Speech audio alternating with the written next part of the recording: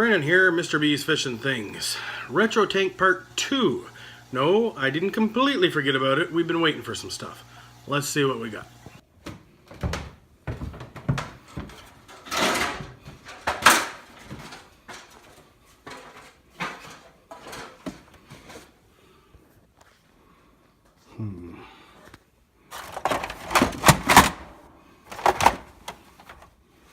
Ooh. Nice.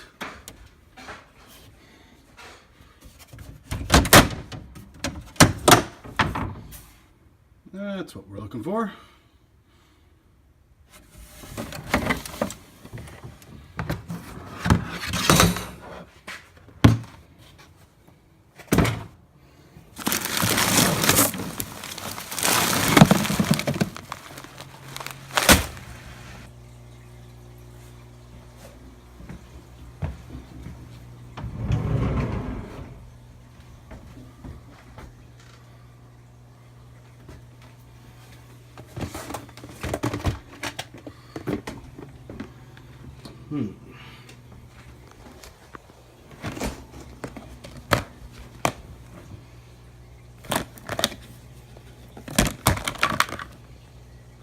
Maybe.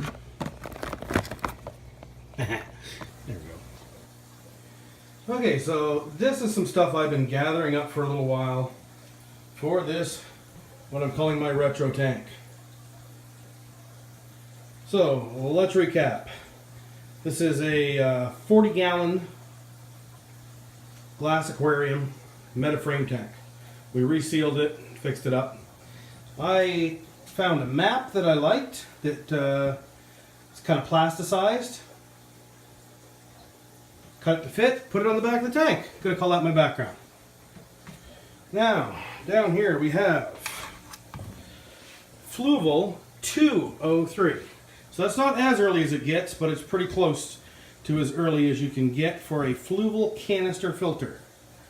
Some people who've been in the hobby for a long time will recognize this type of filter.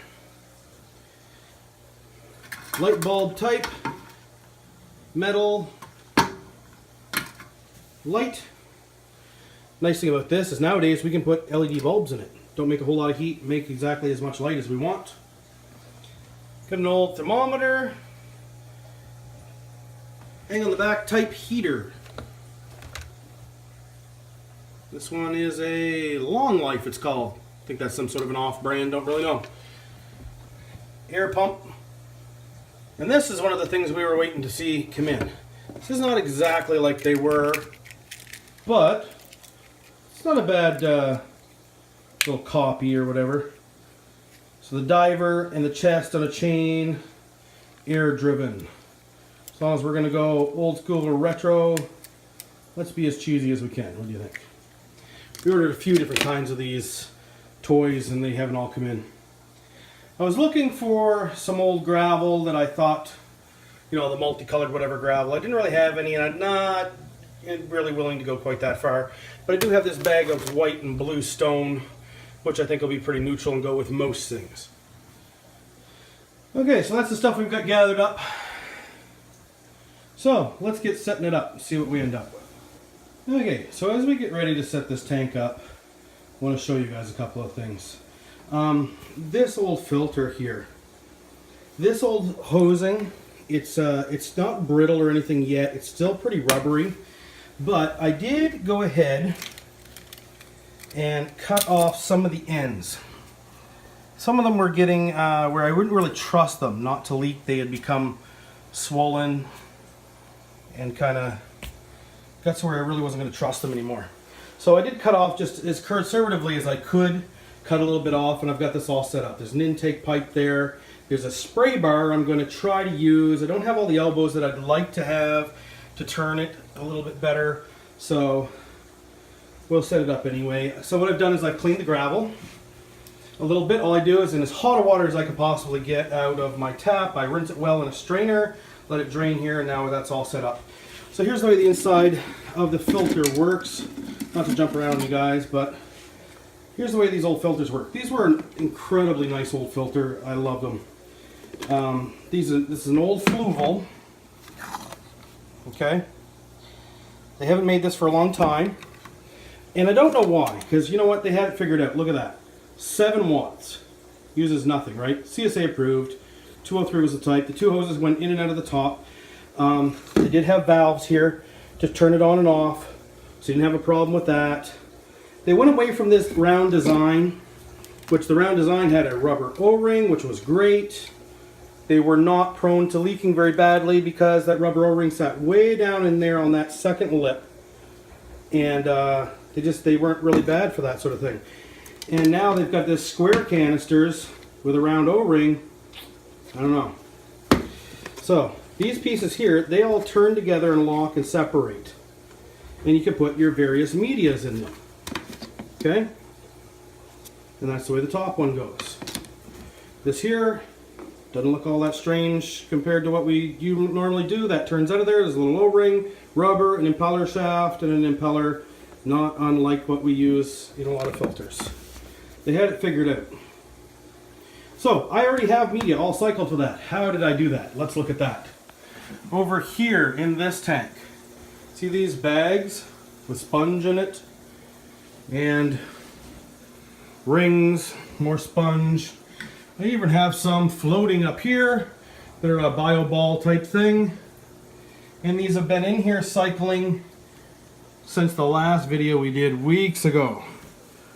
Out of this tank that has quite a bit of load on it. Snakehead, by the way.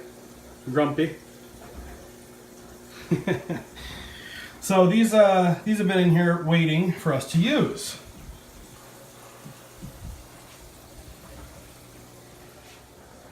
So I will simply be putting them in there. I'll rinse them out first, put them in there, hook them up on the tank. I'll hook everything up on the tank and I'll be back. Light on top. This is just made out of like a lighting diffuser for a ceiling tile type light. I was able to cut a hole in the middle of it here for the light to go through and cut around where the hoses were going to go in. I am not able to find the proper top for this. And it's hard to say if I ever will, but this is what I've done for now, and perhaps I will make one into glass or something sometime. So there's the intake hanging down, little piece of hose. Coming to our diver. That is the outlet, which is actually a spray bar. Not the ideal way that I like to set them up, but it does work well, and I like that it will be blowing across the heater to circulate the heat. Thermometer in place. And the filter. Here is our little air pump. And here is the hose coming from the diver. Now I wanted to show you what I've done here. This is a check valve. So what we're going to do, I've got this little tray that I've got here. Various items in it. Just 2 ways, valves to control air. And these are check valves that stop siphoning. Anytime you ever hook up an air line, always put a stop or check valve in place to stop the water from possibly siphoning during a power outage, or to stop the water from going back in and ruining a pump. So, and then here's Y's and T's and just connectors, anything like that that a person might need. Gang valves if I want to split off and put something else. And I was considering putting something else. This is an old plastic box filter. Now I'm sure most of you are aware of how these work. Some people may not be. They are really very simple. They're not at all unlike today's sponge filters that we use all the time. The air would go in here, it transitions over from one side to the other, and the bubbles come out of here. And as the bubbles come out, it draws in through whatever you put in here. So you can put whatever you want inside of there, and you know, you can still see there's some remnants of charcoal from the last time that it was used. Somebody had charcoal in it.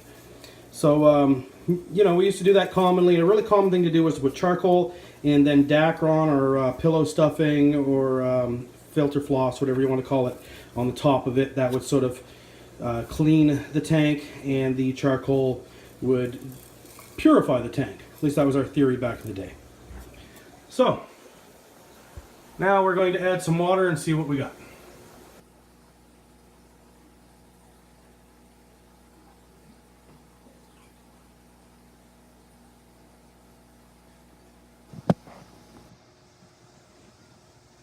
So here we are, retro tank setup. The diver fighting with the chest. clam, little Volkswagen Bug, plastic plant.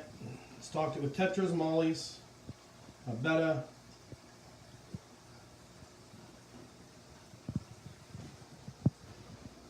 Old Fluval canister.